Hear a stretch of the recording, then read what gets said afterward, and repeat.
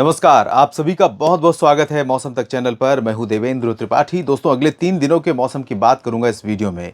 Monsoon तो निराश कर रहा है, हताशा है किसान किसान भाइयों में, लेकिन कुछ उम्मीदें भी पैदा हो रही हैं। मैंने पिछले बुलेटिन्स में भी कहा था कि बंगाल की खाड़ी पर एक सिस्टम बनने वाला है, जिसमें सितंबर में कुछ पोटेंशियल दिख रही है सितंबर की शुरुआत में बारिश देने की। फिलहाल अगले 24 घंटों की अगर मैं बात करूं तो क्योंकि मानसून की अक्षीय रेखा का जो पूर्वी सिरा है वो भी धीरे धीरे ऊपर पहुंच गया है और असम तक पहुंचा है यहाँ पर, यानी कि उत्तर की तरफ इसका जो मूवमेंट है वो आगे बढ़ा है। इसका ये अर्थ हुआ कि जो पूर्वी और पूर्वोत्तर भारत का जो ये रीजन था, यहाँ पर जिस तरह की गतिविधियां थी जो मानसून की अक्षीय रेखा को नीचे रोक रही थी, वो भी अब कम हो गई हैं और सिमट गई हैं सिर्फ फुटहिल्स में।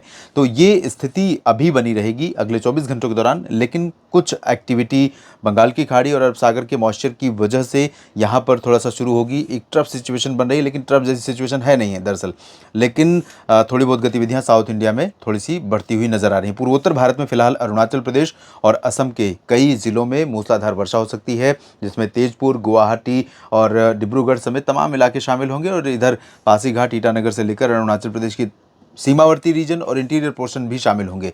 सिलीगुड़ी, जलपाईगुड़ी, दार्जिलिंग और आसपास के भागों से लेकर पूर्वोत्तर भारत के बाकी जो दक्षिणी हिस्से हैं, मेघालय, नागालैंड, मणिपुर, मिजोरम, त्रिपुरा, इन भागों में कुछ स्थानों पर हल्की तो कहीं कहीं पर मध्यम बौछारें गिर सकती हैं। इसके बाद पूर्वी भारत की बात अगर मैं करूं तो गंगेय पश्चिम बंगाल, झारखंड और बिहार के ज़्यादातर जिलों में ड्राई वेदर रहेगा, लेकिन उत्तर पूर्वी बिहार में और तराई वाले जो रीजन है, इन भागों में कहीं कहीं पर वर्षा की संभावना बनी रहेगी, क्योंकि नमी यहाँ पर थोड़ी सी पहुँच रही है। बादल रहेंगे।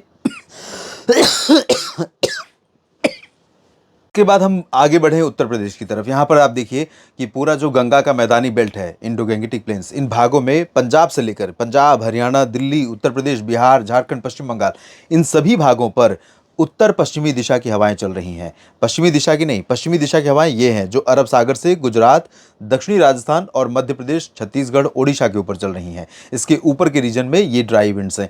ये हवाएं अपेक्षाकृत अरब सागर से आने वाली हवाओं की तुलना में ज़्यादा शुष्क हैं और इसी वजह से इंडो गैंगेटिक प्लेन्स में पूरा का पूरा रीजन बिल्कुल साफ आसमान और शुष्क मौसम वाला बना हुआ है।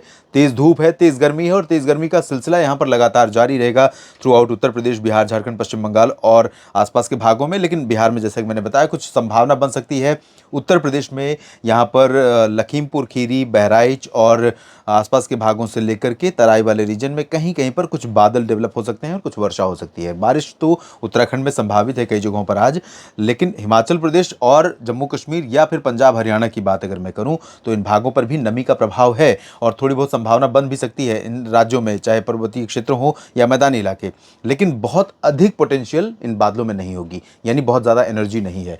तो ना तो पंजाब में बहुत ज़्यादा उम्मीद कर सकते हैं, ना ही हरियाणा, ना हिमाचल, ना ही जम्मू कश्मीर। हिमाचल प्रदेश में बारिश का ना होना अच्छा संकेत है, अच्छी खबर है, लेकिन पंजाब, हरियाणा में बारिश ना होना अच्छी खबर नहीं है। उम्मीद कीजिए थोड़ी बहुत कुछ जगहों पर पासिंग शावर या बूंदाबांदी देखने को मिल जाए शाम के समय पंजाब और हरियाणा के क्षेत्रों में, हरियाणा में उत्तरी भागों में और पंजाब के अधिकांश इलाकों पर बादलों का आना हो सकता है और कुछ बादल दिल्ली पर तथा पश्चिमी उत्तर प्रदेश के भी कुछ हिस्सों पर दिखाई दे सकते हैं। बहुत ज़्यादा बादल यहाँ पर भी नहीं रहेंगे।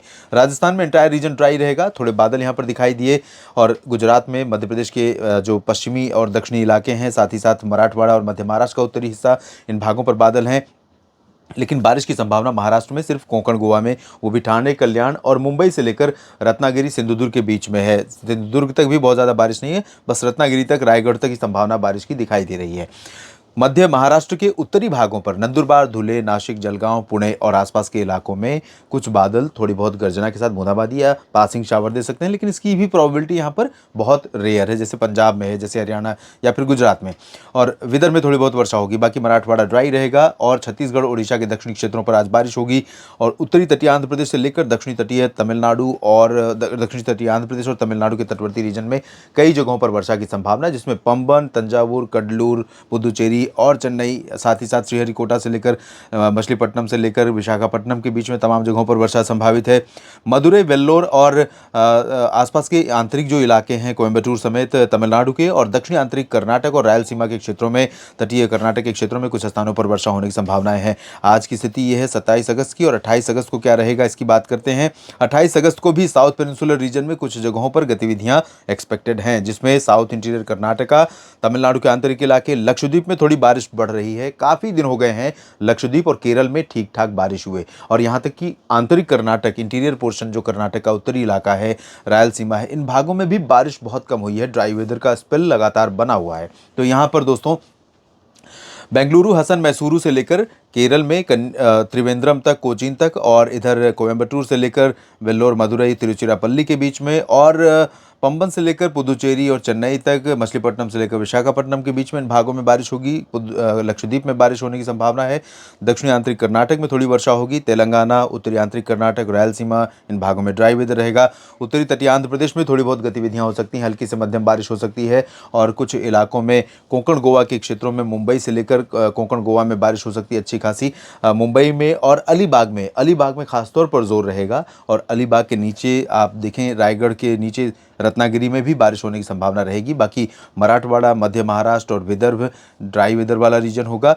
नंदुरबार, धुले, नासिक, जलगांव में थोड़े बादल आ सकते हैं। छत्तीसगढ़, ओडिशा में भी मौसम बदल रहा है, और पश्चिमी ड्राई विंड्स का असर इन भागों पर पहुंच रहा है।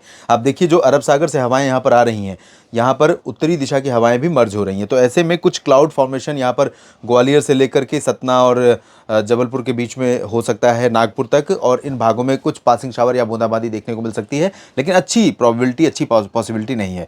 बाकी ओडिशा, छत्तीसगढ़ में ड्राई वेदर रहेगा।